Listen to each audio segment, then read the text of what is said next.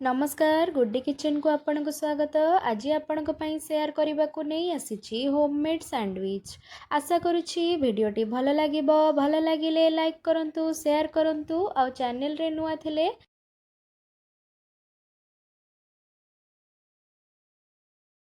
मु चारिटा सिजा आलू नहीं मसला रे धनिया गुंड जीरा गुंड लंका गुंड चाट मसला लुण सबु हाफ टेबल स्पून नहीं लुण स्वाद अनुसार नेबे। भेजिस पाई मु बीट गाजर पियाज आउ धनिया पत्र नहीं आलू चकटी मसला गुंड को पकेबे आउ मिसई देबे। काटी रखिथिबा सब भेजिस को पकेइदबा आउ भल भाबे मिसई दबा। देखंतु एही परि भाबरे आपण करिवे। मु बीट आउ गाजर को ग्रेड करि देइछि। जो माने डाइट करूछंती आउ हेल्दी खाउछंती तांको पई ए रेसिपीटी बहुत हेल्पफुल रहिबो। लेंबू चिपुड़ी मु एठी मिसई देइछि। मु दीटा ब्रेड नेइछि आउ सेथिरे टमाटो सॉस लगेई देइछि। टमाटो सॉस एठी ऑप्शनल अछि।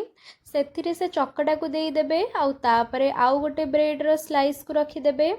गोटे तावा रे तेल गरम करी राशि पकई देबे आउ सैंडविच को सेथिरे देई देबे आउ टिके क्रिस्पी हैला परे ओल्टेइबे।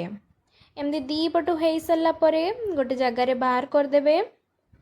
देखंतु मु एबे एहा को काटी देखौछि तो आपण देखि पारुथबे केते टेस्टी बनिछि। आउ आपन को केमिति लागिला कमेंट रे निश्चय कहिबे। आशा करूछि ए वीडियोटी आपन को बहुत भल लागिथबो। भल लगे लाइक करेंगे शेयर करेंगे और चैनल नुआ थिले चैनल को सब्सक्राइब करबा जमा भी भूलिबेनी।